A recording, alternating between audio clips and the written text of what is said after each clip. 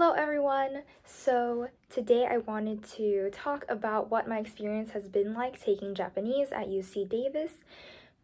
It has only been one quarter since I've taken Japanese, so I took Japanese 1 in fall quarter. That's the only time you can take Japanese 1. And so right now I am in Japanese 2, which can only be taken during winter quarter.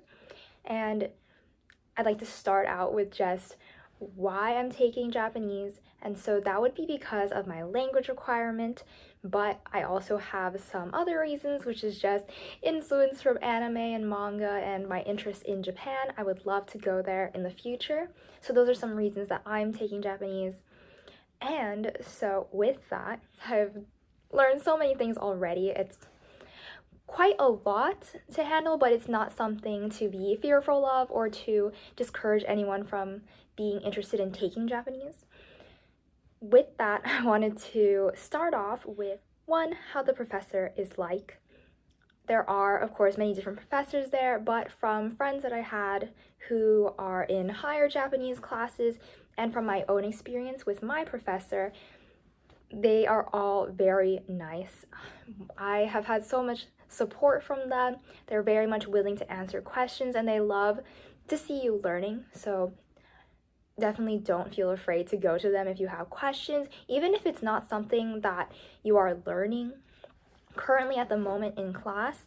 It's actually encouraged to just go and talk about anything that you are personally interested in, and I think that also just helps you continue to remain motivated throughout the whole quarter. The second thing I wanted to talk about is the classroom experience. So there is a lot of participation that goes on. Firstly, the professor does ask students to say an answer to something or repeat after her to make sure that you understand how to say a word or a sentence. There's also participation within your classmates, so the people next to you, behind you, in front of you, you'll be conversing with everyone in order to practice in your textbook, which is something you use every day in class. So that leads me to talk about the materials that you need. So there are only two things, which is the textbook and the workbook, and both of those you can get through equitable access, I do know, but you could also buy it online, which is what I did, through Amazon or whatnot. And from there, I think it's just really good to have a physical copy of the book so that you could retain things in your memory a lot easier by just physically writing it down. And there are a few people in the classes that I have had from last quarter and this quarter who do have a digital version, but I stick by physical copy. Now I do want to talk about what kind of tests you have in the class. So pretty often we do have quizzes that occur. This is just for the lesson, so there are vocabulary quizzes, grammar quizzes, and the professor should well prepare you. I have not had any time where I'm like, I don't know what I'm doing, or have seen questions on the tests or quizzes that was something I hadn't learned or hadn't known about before. So there's nothing that's gonna come at you randomly for this language class. So we have the quizzes, which happen pretty often. Usually sometimes we'll have them once or twice or 3 times in the week, but sometimes there's none. And so it really just means that you have to keep up by just practicing every day.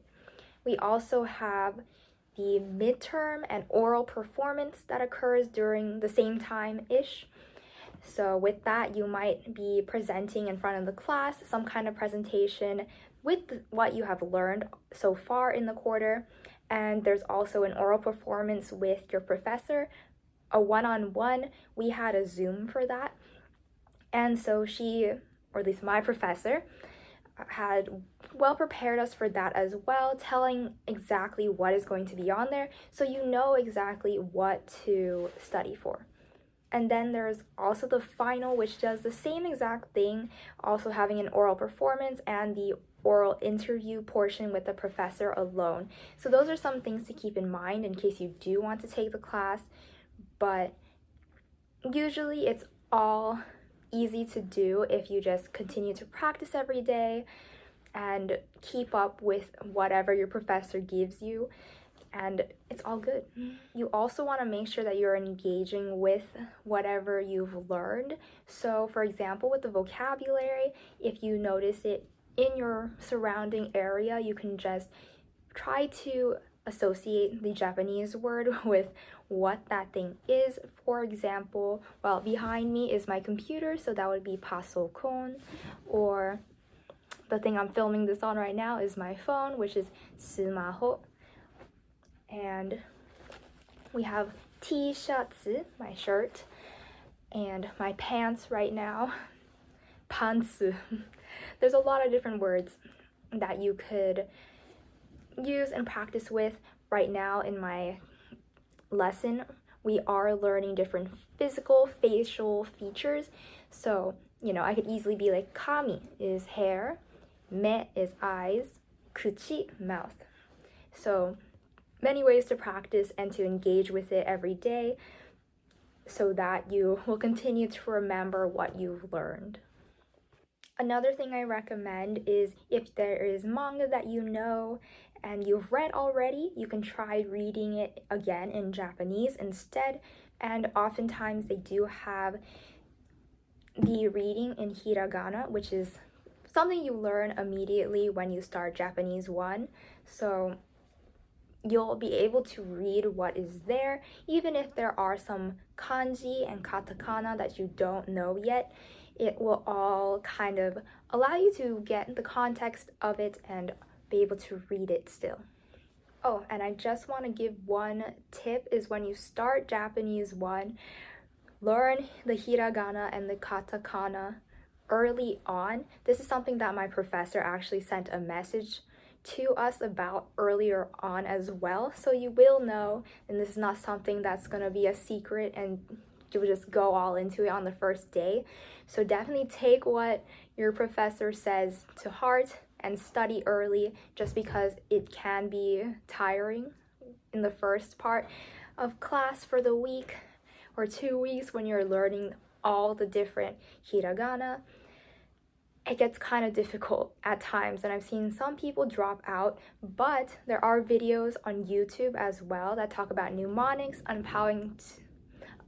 of how to remember to write the word. So I definitely would recommend going to other sites and other sources to make sure you get this down, because it is the basics and you'll be using those fundamentals for the rest of your Japanese career. Hopefully this video was helpful and will encourage some of you to take Japanese at our school. It can be a little bit difficult at first, but I promise it's a very rewarding experience. So thank you for watching. Like, comment, subscribe, and look forward to our next videos. Bye!